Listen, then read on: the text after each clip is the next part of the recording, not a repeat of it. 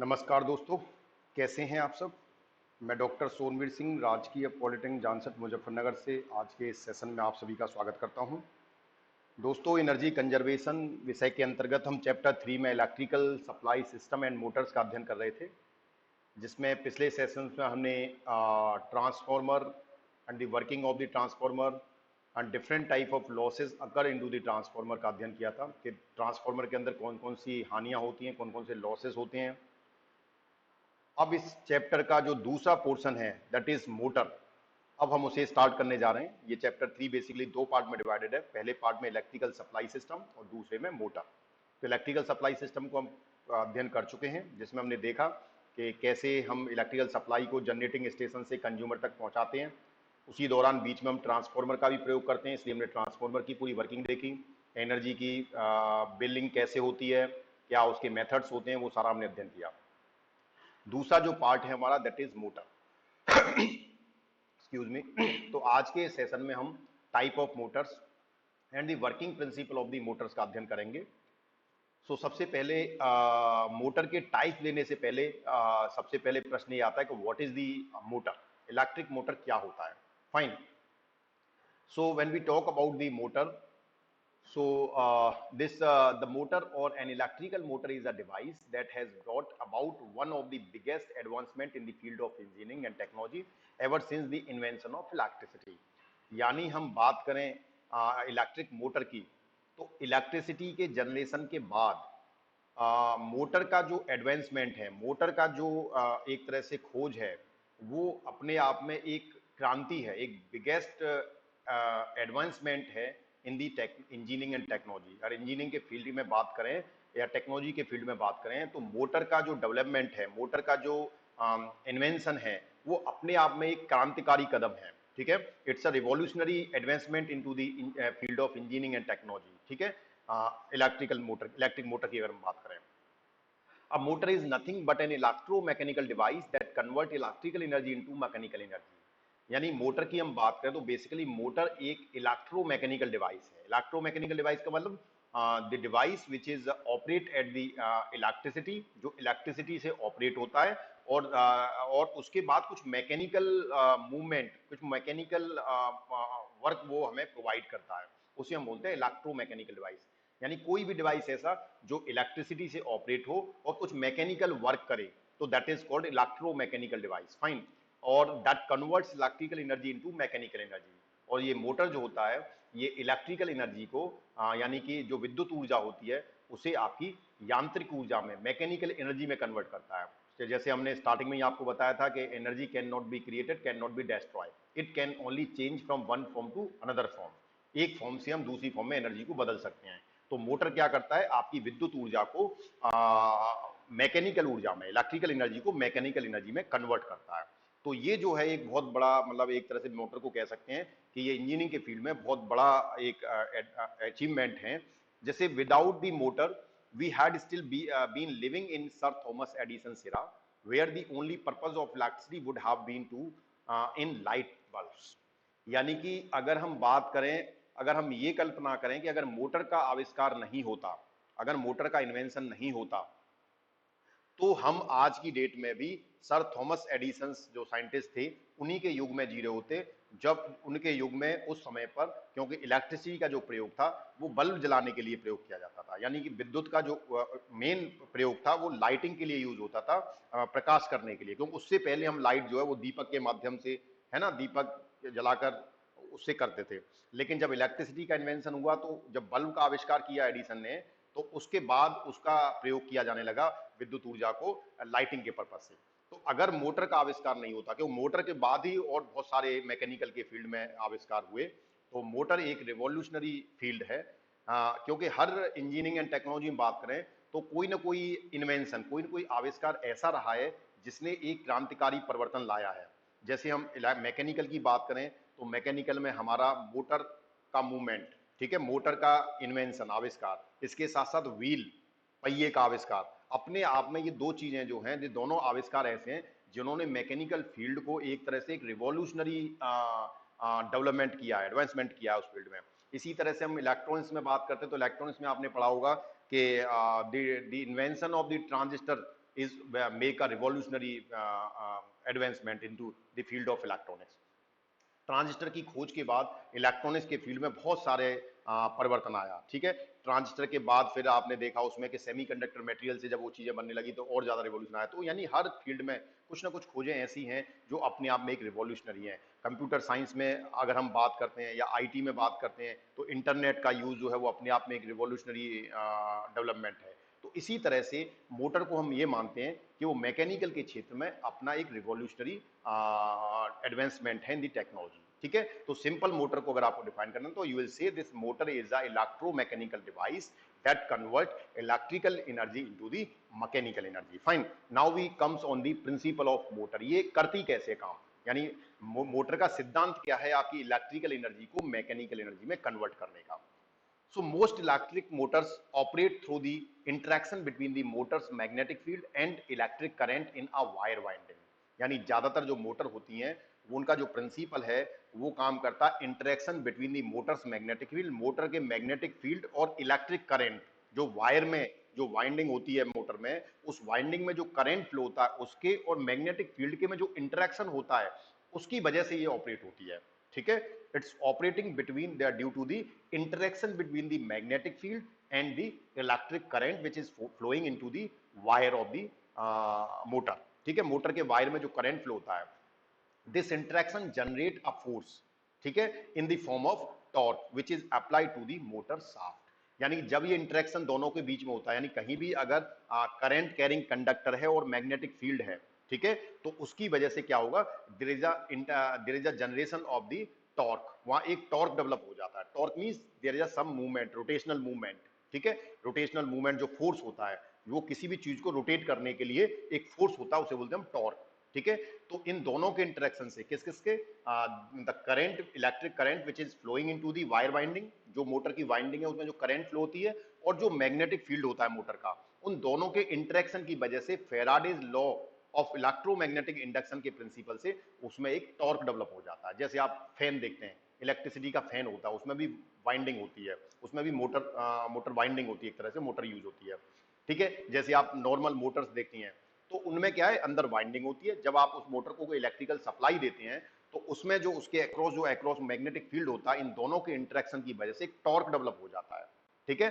और this torque which is apply to the motor shaft, उस torque को motor की शाफ्ट पर अप्लाई कर देते हैं, ठीक है। तो उस मोटर से की शाफ्ट से आप जो भी चीज कनेक्ट कर दोगे वो चीज रोटेट होने लग जाएगी। जैसे आपके ऑटोमोबाइल व्हीकल्स हैं, ऑटोमोबाइल व्हीकल्स में क्या होता है, जनरली जो भी मोटर उसमें होती है, वो मोटर इंजन जो होता है आपका, इंजन के अंदर मोटर वाला कॉन्सेप्ट थोड़ा सा डिफरेंट होता है उसे, बट जहां भी आपका शाफ्ट का मूवमेंट आप किसी भी मेथड से करें, शाफ्ट का मूवमेंट है, उसमें आपने व्हील लगा दिए तो आपका व्हीकल जो है वो मूवमेंट स्टार्ट हो गया, तो उस एनर्जी को हम शाफ्ट पे सप्लाई कर देते हैं। Electric motor can be powered by direct current DC sources such as batteries और रेक्टिफायर, ठीक है। यानी कि हम इलेक्ट्रिक मोटर्स को डीसी सोर्स भी दे सकते हैं, डीसी मोटर्स भी होती हैं, इसके साथ साथ हम एसी सोर्स से भी इसे ऑपरेट कर सकते हैं, ठीक है, such as inverters, electric generators और अ पावर ग्रिड, ठीक है। तो हम एक तरह से ये कह सकते हैं कि जो हमारे पास मोटर्स हैं उनको हम AC as well as DC दोनों से ऑपरेट कर सकते हैं, ठीक है। तो ये इस तरह की मोटर्स आपने देखी होंगी, दिस इज दी मोटर, जिसमें आप देखें तो ये जो आपको एक सिलिंड्रिकल शाफ्ट दिखाई दे रही है, ये मोटर की शाफ्ट है, ठीक है। इसके बाद इसमें बाइंडिंग होता है, ठीक है, काफी सारे कंपोनेंट होते हैं, जब मोटर का आप डिटेल में पढ़ेंगे तब देखेंगे, तो उसमें आपकी मोटर की बाइंडिंग स्टेटर और रोटर दोनों होते हैं। तो जब इसके स्टेटर पे आप सप्लाई देते हैं मोटर पे, तो उसके जो इसके में एक मैग्नेटिक फील्ड डेवलप होता है, और जिसकी वजह से इस शाफ्ट में एक टॉर्क डेवलप हो जाता है, और ये टॉर्क शाफ्ट पे लगता है, जिससे शाफ्ट जो है रोटेट होती है, ठीक है। तो ये cross sectional cut section view of the motor है, मोटर का कट सेक्शन व्यू है। अगर मोटर को काट के देखें या खोल के देखें तो अंदर से कुछ ऐसी होती है, ठीक है। सो एप्लीकेशंस की बात करें मोटर की, तो electric motor are found in cars. जो इलेक्ट्रिकल के स्टूडेंट जनरली वो इस मोटर को बहुत डिटेल में पढ़ेंगे, काफी ब्रीफ इसका मतलब एक्सप्रेशन होता है, ये तो यहाँ पर आपका क्योंकि कोर्स में आपको बस बेसिक बताना है यहाँ पर, बाकी डिटेल्स तो इलेक्ट्रिकल स्टूडेंट्स इसे पढ़ेंगे ही, बट यहाँ पर आपका पर्पज जो है इस एनर्जी कंजर्वेशन से है, तो हमें वो सारे इक्विपमेंट्स यहाँ पे पढ़ने हैं जो इलेक्ट्रिकल एनर्जी का यूज करते हैं, ठीक है। तो हम उतना ही पढ़ना है, ब्रीफ डिस्कशन है आपके यहाँ, तो उसी तरीके से हमने रखा है कि आपको एक बेसिक नॉलेज उसमें आ जाए, ठीक है। But it's not a complete about the motors, ठीक है। Electric motors are found in cars, trains, power tools, fans, air conditioning, household appliances, disk drivers and much more. यानी अगर हम मोटर की बात करें, there are lot of the applications of the motors, है ना। मोटर की application की बात करें तो ऑटोमोबाइल व्हीकल्स में, कार्स में आपका मोटर होता है, ट्रेन्स में मोटर होता है, पावर टूल्स जो होते हैं, पावर टूल्स जिनमें जैसे आपने ड्रिल मशीन देखा होगा, ड्रिल मशीन में मोटर होती है जो आपकी ड्रिलिंग करती है, ठीक है। इसके अलावा आप और भी बहुत सारी टूल्स देखते हैं, जैसे कि आपका मार्बल कटर के लिए एक आपका मशीन होती है जो मार्बल को कट करती है, तो उसमें भी मोटर होती है, उस पर एक ब्लेड लगाते हैं, वो रोटेट करके पत्थर को काटता है, ठीक है। फैंस में होती है, एयर कंडीशनर में, household appliances, disk drivers है ना, जो आपकी हार्ड डिस्क होती है, इवन दो हार्ड डिस्क में भी एक मोटर होती है जो आपके हेड को रोटेट करती है पूरे सरफेस एरिया पे, जहां से वो रीड करती है डेटा को। तो means there are lot of the applications are there of the motor. Some electric watches even use small motor. कुछ घड़ियां भी ऐसी होती हैं, वॉचेस ऐसी होती हैं जिनके अंदर मोटर्स यूज की जाती है जो कि स्मॉल साइज की होती है। तो there are lot of the applications of the electric motor. There are different type of motors that have been developed for different purposes. Motors के जो है टाइप की अगर हम बात करें तो कई तरह की मोटर्स हैं जो डिफरेंट डिफरेंट तरह के पर्पसेस के लिए यूज की जाती हैं, ठीक है। जैसे the basic principle underlying the function of an electric motor is Faraday's law of electromagnetic induction. जो बेसिक प्रिंसिपल है, फंक्शन है मोटर का, वो आपका फेराडेज लॉ ऑफ इंडक्शन पे काम करता है। Fine. That is that a force is created when an alternating current interact with a changing magnetic field। यानी अगर कोई electric current changing magnetic field के साथ इंटरेक्ट करती है तो एक फोर्स डेवलप हो जाता है, ठीक, एक फोर्स क्रिएट हो जाता है जिसे हम टॉर्क कह रहे हैं। उस प्रिंसिपल पे ये बेसिकली काम करती है। फेराडे ने ये लॉ दिया था कि अगर कोई भी current, electric current, alternating current एक चेंजिंग मैग्नेटिक फील्ड में अगर इंटरेक्ट करती है तो वहां पर एक फोर्स डेवलप हो जाता है। फाइन। टाइप्स ऑफ मोटर की अगर हम बात करें तो टाइप्स ऑफ मोटर में कितने तरह की मोटर्स हो सकती हैं। तो मोटर सबसे पहले एक तो अकॉर्डिंग टू दी सप्लाई, कैसी सप्लाई हम इसमें यूज कर रहे हैं, तो डीसी मोटर। दूसरे तरह की जो मोटर हो सकती है एसी मोटर हो सकती है जो ऑल्टरनेटिंग करंट पे ऑपरेट होती है। देन स्पेशल टाइप की motor, that means that will design for the specific purpose, किसी स्पेशल टाइप के काम के लिए वो डिजाइन की जाती हैं, उस तरह की मोटर होती हैं, ठीक है। तो हम बेसिक तरह से तीन तरह से डिवाइड कर सकते हैं इसको, DC motor, AC motor, then special type, special purpose motor, ठीक है, जो स्पेशल काम के लिए बनाई जाती है। देन आपकी जो एसी मोटर है ये दो पार्ट में डिवाइड होती है, पहला है सिंक्रोनस मोटर और दूसरा है इसमें इंडक्शन मोटर, ठीक है। एसी मोटर को हम दो पार्ट में डिवाइड करते हैं, सिंक्रोनस मोटर और इंडक्शन मोटर। देन आपका इंडक्शन मोटर अगेन दो पार्ट में डिवाइड हो जाता है, सिंगल फेज मोटर और थ्री फेज मोटर। ऐसी मोटर जो एक फेज से चलती है और ऐसी मोटर जो तीन फेज से चलती है। अगर आपको याद हो जब हमने इलेक्ट्रिकल सप्लाई सिस्टम बताया तो हमने बताया था कि वहां पर जो हमारे पास इलेक्ट्रिक सप्लाई आती है वो तीन फेज में आती है। जो डोमेस्टिक पर्पज के यूजर होते हैं उन्हें सिंगल फेज सप्लाई दिया जाता है, और जो हैवी लोड वाली मशीनरी यूज करते हैं, इंडस्ट्रियल कंज्यूमर्स होते हैं, उनको हम थ्री फेज सप्लाई देते हैं। तो उनके यहाँ जो मोटर्स लगी होती हैं वो थ्री फेज मोटर्स होती हैं, और घरों में जो आप पंपिंग के लिए, पानी वानी के लिए आप जो यूज करते हैं वो मोटर आपकी सिंगल फेज होती है। तो इस तरह से इंडक्शन मोटर दो तरह की हो सकती है। जैसे आपका फैन में होती है, आपकी सीलिंग फैन जो होता है, घरों में फैन होता है, उस फैन में इंडक्शन मोटर होती है, वो सिंगल फेज होती है। इसी तरह से डीसी मोटर जो है वो आपकी जो फर्दर क्लासिफाई होती है, पहला डीसी मोटर को classify series motor, then shunt motor and compound motor. ये हमने टाइप्स केवल आपको एक आइडिया के लिए दिए हैं, जिससे आपको पता लग जाए कितने तरह की मोटर्स होती हैं। आपके यहाँ डिटेल्स में बहुत ज्यादा नहीं जाना, आपको हमें मेन मेन मोटर्स का कॉन्सेप्ट पढ़ना है। तो आपकी डीसी मोटर तीन पार्ट में डिवाइड हो गया, सीरीज मोटर, शंट मोटर और कंपाउंड मोटर। फाइन। अब हम एक एक करके थोड़ा सा आइडिया इनका ले लेते हैं, डीसी मोटर क्या होती है। So a DC motor is an electrical machine that converts electrical energy into mechanical energy। जैसे हमने कहा ना कि डीसी मोटर क्या है, एक इलेक्ट्रिकल मशीन है जो इलेक्ट्रिकल एनर्जी को मैकेनिकल एनर्जी में कन्वर्ट करती है। कौन सी इलेक्ट्रिकल एनर्जी? डीसी एनर्जी, ठीक है। जैसे आप देखेंगे तो ये मोटर, जैसे आप देख रहे हैं कि मोटर का दर्जा, अगर हम कोई भी करंट, मतलब इसकी वाइंडिंग देख रहे हैं, इस पे जो मूवमेंट कर रहा है रोटर, इसमें वाइंडिंग हो रही है। अगर आप इस पे कोई इलेक्ट्रिकल सप्लाई देते हैं तो इसके चारों ओर एक मैग्नेटिक फील्ड डेवलप हो जाता है, ठीक है। ये मैग्नेटिक मटेरियल है यहाँ पर, तो इसके आगे चारों ओर मैग्नेटिक फील्ड डेवलप, जिसकी वजह से एक फोर्स डेवलप हो जाएगा, एक टॉर्क डेवलप हो जाएगा, और आपका उस मूवमेंट में उसकी वजह से जो शाफ्ट है, जो रोटर रोटर है आपका, वो रोटेट करेगा, ठीक है, उसमें एक फोर्स डेवलप होने की वजह से। तो ये क्या करती है, ये आपकी डीसी एनर्जी को मैकेनिकल एनर्जी में कन्वर्ट करिए। आप इसको इलेक्ट्रिकल सप्लाई दे रहे हैं और आपको यहाँ पर क्या है, मैकेनिकल मूवमेंट मिल रहा है इनटू दी शाफ्ट। अब शाफ्ट से आप जिस चीज को कनेक्ट कर देंगे वही चीज रोटेट होने लग जाएगी। अगर इससे आप व्हील कनेक्ट कर देंगे तो व्हील चलने लगेगा, ठीक है। तो इस तरह से मोटर वर्क करती है।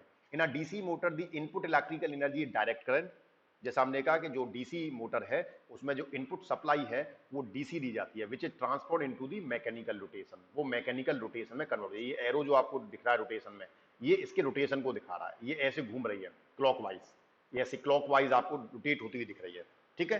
तो ये आपका क्या है, it transform in your DC supply और DC current into the mechanical rotation. Nearly all type of DC motor have some internal mechanism, either electromechanical or electronic, to periodically change the direction of current in part of the motor, ठीक है। कुछ Motors ऐसी भी होती हैं DC motor जिनमें कुछ internal mechanism, यानी उनका अंदर से कुछ मैकेनिज्म इस तरह की होती है, इलेक्ट्रोमैकेनिकल या इलेक्ट्रॉनिक हो सकती है, जिससे हम इसके जो चेंज, जो पीरियोडिकली चेंज द डायरेक्शन, इनकी जो डायरेक्शन, जैसे अभी आपको ये मोटर मतलब एक तरह से रोटेट होती हुई दिख रही है, किसमें, क्लॉकवाइज डायरेक्शन में, ठीक है, क्लॉकवाइज डायरेक्शन में। तो इस रोटेशन में जब ये व्हील चलेगा तो क्या होगा, क्लॉकवाइज डायरेक्शन, तो मूवमेंट आगे की तरफ होगा, फॉरवर्ड मूवमेंट। मान लो सपोज हम शाफ्ट पर एक व्हील लगा दें और आपका मूवमेंट शाफ्ट का अगर आपका क्लॉकवाइज डायरेक्शन में हो रहा है तो that means there is a movement of the wheel into the forward direction. इसी तरह से हम इंटरनल मैकेनिज्म करें, जैसे आप ऑटोमोबाइल व्हीकल्स में देखते हैं, आप एक गियर डालते हैं और गियर डालते हैं आपकी गाड़ी बैक होना स्टार्ट हो जाती है। उससे क्या होता है, द रोटेशन और the direction of the movement of the motor will reverse, उसको हम उल्टा कर देते हैं। तो आपका जो मूवमेंट है मोटर का वो उल्टी डायरेक्शन में होने लग जाता है, तो उससे क्या होगा, आपकी गाड़ी बैकवर्ड डायरेक्शन में मूव होने लग जाती है। तो ये जो मूवमेंट है ये या तो हम इलेक्ट्रॉनिक सर्किट के माध्यम से, ठीक है, या इलेक्ट्रो मैकेनिकल, ठीक है, सर्किट के माध्यम से, इंटरनल मैकेनिज्म के माध्यम से हम ये कर पाते हैं कि हम इसकी डायरेक्शन को भी चेंज कर सकते हैं। क्यों ना, जो टॉर्क डेवलप हो रहा है वो टॉर्क किस डायरेक्शन में जाएगा वो हम इंटरनल कॉन्सेप्ट के माध्यम से इसके टॉर्क को भी चेंज कर लेते हैं, जिससे हमें फॉरवर्ड और बैकवर्ड मूवमेंट मिल जाता है। Is it clear? अब हम आते हैं सिंक्रोनस मोटर पे, ठीक है। सिंक्रोनस मोटर क्या होती है? अ synchronous electric motor is an AC motor in which at steady state the rotation of the shaft is synchronized with the frequency of the supply current, ठीक है। यानी कि synchronous electric motor AC motor होती है। पहली बात तो ये एसी मोटर होती है, जैसे हमने डीसी पढ़ी थी, डीसी मोटर पढ़ी, अब हम एसी मोटर देख रहे हैं। एसी में आपने सिंक्रोनस मोटर एक टाइप था तो हम उसको देख रहे हैं। तो एसी मोटर जो है सिंक्रोनस मोटर होती है और इसमें the rotation of the shaft is synchronized with the frequency of the supply current, यानी जो इसकी जो सिंक्रोनस स्पीड है that will depend on the frequency of the supply current, यानी इस मोटर पे जो भी हम इनपुट सप्लाई दे रहे हैं उस सप्लाई की फ्रीक्वेंसी क्या है ये उस पर डिपेंड करती है, ठीक है। तो ये जो है एक तरह से दिस इज सिंक्रोनस मोटर। तो that means the speed of the synchronous motor is it will rotate at a synchronous speed. उसकी स्पीड जो है वो कांस्टेंट होती है, एक तरह से हम कह सकते हैं फिक्स स्पीड पे करती है, क्योंकि बिकॉज इसकी स्पीड जो है वो सप्लाई, जो सप्लाई है उसकी फ्रीक्वेंसी पे डिपेंड करती है। Synchronous motor contain multiple AC electromagnets on the stator of the motor, यानी सिंक्रोनस मोटर क्या है, multiple AC electromagnets on the stator, यानी इसके स्टेटर पर क्या है, इलेक्ट्रोमैग्नेट होती है। स्टेटर हम किसे कहते हैं, जो फिक्स कंस्ट्रक्शन होता है इसका, जो फिक्स वाला पार्ट होता है उसे स्टेटर कहते हैं, और जो रोटेट करने वाला पार्ट, मूविंग पार्ट होता है उसे रोटर बोलते हैं। तो मोटर का जो स्टेटर है उसमें इलेक्ट्रोमैग्नेटिक पार्ट होते हैं on the stator of the motor that create a magnetic field. ये मैग्नेटिक फील्ड क्रिएट करते हैं जिसकी वजह से field which rotates in the time with the oscillations of the line current, ठीक है। तो ये जो मूवमेंट आप देख रहे हैं रोटर में कि वो इस मैग्नेटिक फील्ड की वजह से ऐसा हो रहा है कि मैग्नेटिक फील्ड की वजह से इसमें एक रोटेशन आ जाता है। उसी तरह से दूसरा जो मोटर होता है दैट इज इंडक्शन मोटर, ठीक है। ऐसे सिंक्रोनस मोटर होता है, उसी तरह से induction motor. An induction motor or asynchronous motor is an AC electric motor in which the electric current in the rotor needed to produce torque is obtained by electromagnetic induction from the magnetic field of the stator winding। यानी जो induction motor है एक तरह से asynchronous motor होती है। जैसे synchronous motor थी, वो सिंक्रोनस मोटर की जो स्पीड थी वो डिपेंड कर रही थी आपकी सप्लाई वोल्टेज की फ्रीक्वेंसी पर, जबकि जो इंडक्शन मोटर है वो एक तरह से एसिंक्रोनस मोटर होती है और एसी मोटर है, which the electric current in the rotor needed, और जो इलेक्ट्रिक करंट इसके रोटर में हम सप्लाई दे रहे हैं to produce torque is obtain by electromagnetic induction, यानी जो करंट हमें इलेक्ट्रिक करंट जो रोटर में मिलती है वो इलेक्ट्रोमैग्नेटिक इंडक्शन से मिलती है from the magnetic field of the stator winding, यानी स्टेटर वाइंडिंग का जो मैग्नेटिक फील्ड है उस स्टेटर वाइंडिंग के मैग्नेटिक फील्ड के कारण इलेक्ट्रोमैग्नेटिक इंडक्शन की वजह से उसमें हमें एक टॉर्क डेवलप हो जाता है, ठीक है, टॉर्क डेवलप होता है। जैसे अगर आप थोड़ा सा ध्यान दें तो ट्रांसफॉर्मर में हमने बताया था आपको कि जब आप उस ट्रांसफॉर्मर की प्राइमरी पे जब सप्लाई देते हैं तो उसमें जो कोर लगा हुआ है, कोर क्या है, मैग्नेटिक मटेरियल है, तो कोर में एक चेंजिंग फ्लक्स रोटेट होने लग जाता है, और चेंजिंग फ्लक्स अगर कहीं होगा तो उसके पास में उससे उस चेंजिंग फ्लक्स में जो भी उसके चारों ओर अगर वायर होगा तो वायर में करंट फ्लो होना स्टार्ट हो जाती है, तो ट्रांसफॉर्मर की सेकेंडरी में करंट फ्लो होना स्टार्ट हो जाती थी। सेम कॉन्सेप्ट इलेक्ट्रोमैग्नेटिक इंडक्शन का यहाँ पर भी अप्लाई हो रहा है कि यहाँ पर स्टेटर जो है वो एक मैग्नेटिक मटेरियल है, और आपने जो रोटर है जिसपे आपने सप्लाई वोल्टेज दिया है, ठीक है, सप्लाई वोल्टेज दिया है, तो सप्लाई वोल्टेज तो जो मैग्नेटिक मटेरियल है इलेक्ट्रोमैग्नेटिक इंडक्शन की वजह से उस मैग्नेटिक फील्ड जो है वो स्टेटर वाइंडिंग में एक मैग्नेटिक फील्ड डेवलप हो जाता है, एक टॉर्क डेवलप हो जाता है, ठीक है, जिससे हमें मूवमेंट मिलता है, ठीक है। तो ये देखें आप कि ये स्टेटर है जो आपको फिक्स दिखाई दे रहा है, और स्टेटर वाइंडिंग, ये स्टेटर वाइंडिंग कहलाएंगी आपको, और ये रोटर है जो रोटेट हो रहा है, ठीक है। तो यहां पर ये जो है ये मोटर का एक कॉन्सेप्ट है जिसके माध्यम से आपको एक रोटेटिंग मैकेनिज्म मिल रहा है। An induction motor can therefore be made without electrical connection to the rotor, ठीक है, the induction motor can therefore be made without electrical connection to the rotor, यानी जो हम इंडक्शन मोटर बनाते हैं तो इसमें आप देखें तो हम सप्लाई कहां दे रहे हैं, इसके स्टेटर पे दे रहे हैं जहां पर वाइंडिंग है, लेकिन रोटर पे हम कोई इलेक्ट्रिकल सप्लाई नहीं दे रहे, ठीक है। तो एक तरह से इंडक्शन मोटर उसके रोटर पे बिना सप्लाई दिए हुई काम करती है। इन induction rotor can be either wound type और स्क्वायरल केज टाइप। तो यानी कि कहने का मतलब यह है कि इंडक्शन मोटर जो है एक तरह से बिना इलेक्ट्रिकल कनेक्शन के उसका रोटर जो है रोटेट करता है। आपने इस रोटर को कोई इलेक्ट्रिकल सप्लाई नहीं दी, आपने रोटर स्टेटर को जो फिक्स पार्ट और पार्ट है उस पर सप्लाई दी है आपने, लेकिन इलेक्ट्रोमैग्नेट इंडक्शन की वजह से इसमें एक फोर्स डेवलप हो जाता है इस मैग्नेटिक फील्ड की वजह से, और फोर्स की वजह से इसमें एक टॉर्क डेवलप हो जाता है जिसकी वजह से रोटेट होता है, ठीक है। इस इंडक्शन मोटर में जो रोटर है जो रोटेट हो रहा है, जो पार्ट ये रोटेट कर रहा है इसको हम रोटर बोलते हैं, जो रोटेट करने वाला पार्ट है, और जो स्टैटिक पार्ट होता है जो रोटेट नहीं करता फिक्स होता है उसे स्टेटर बोलते हैं। तो जहां पर ये बाइंडिंग आपको दिखाई दे रही है तीन, ये बाइंडिंग ये वाला पार्ट स्टेटर है।